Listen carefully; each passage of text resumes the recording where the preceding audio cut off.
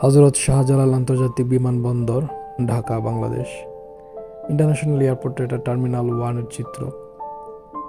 প্রিয়জনদেরকে বিদায় দিতে প্রিয় মানুষগুলো এখানে এসেছেন।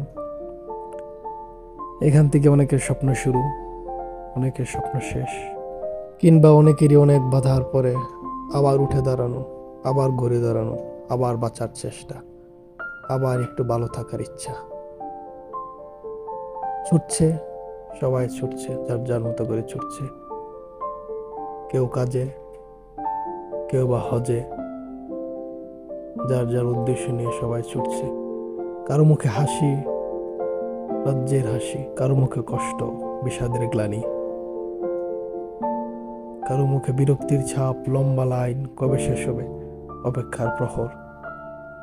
তাকিয়ে আছে ঘড়ির টাইমটার দিকে, কখন সময় হবে, কখন স্বপ্নগুলো নিয়ে উড়াল দেবে, দায়িত্বগুলো কাঁধে নিয়ে উড়াল দেবে।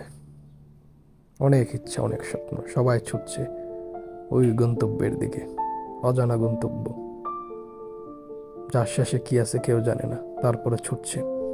শেষবারের মতো বাংলাদেশে অবস্থান।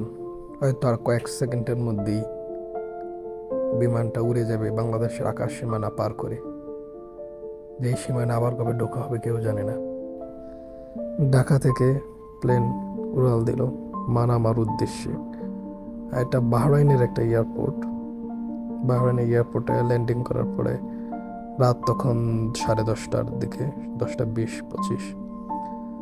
বাহরাইন এয়ারপোর্ট, এখানে শপিং মলের মতোই অনেক কিছুই পাওয়া যায়, জিনিসপত্র। এখানে রেস্টুরেন্ট আছে,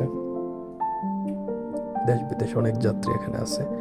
তো আমাদের লম্বা সময়ের একটা ট্রানজিট ছিল, প্রায় 12 ঘন্টার মতো। সকাল 10টায় আবার ফ্লাইট। সো অনেকটা টাইম পাওয়া গেছে এখানে ঘোরাঘুরি করার জন্য, যদিও এই টাইমটা ছিল খুবই বিরক্তিকর এবং অসহ্য। সারা রাত্রে এভাবে পার হয়ে গেল, হাঁটাহাঁটি, ঘোরাঘুরি, কিছু ঘুমিয়ে। সকালে সূর্য উঠতেই প্রথম প্রহরে দৃশ্য বাহিরের এয়ারপোর্টের, যেখানে প্লেন থামানো থাকে, ল্যান্ডিং থাকে, পার্কিং করা থাকে। একটার পরে একটা প্লেন উঠছে, নামছে। প্লেন থেকে মালামাল নামানো হচ্ছে, আবার অনেক প্লেনে মালামাল ওঠানো হচ্ছে। আমাদের প্লেনটা যেহেতু সকাল 9:40, অনেক একটা টাইম। আর এখন সময় হয়তো বা 5টা কি 6টা বাজে, খুব সকাল।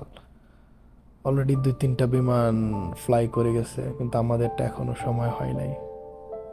অনেক লম্বা একটা ট্রানজিট হয়েছিল আমাদের, খুবই অসহ্য এবং বিরক্তিকর। অবশ্য টাইমটা এনজয় করা গেছে, ভেতরে হাঁটাহাঁটি, ঘোরাঘুরি। একের পর এক বিমান আসছে, দেখতেছি বসে বসে আর কি কাজ।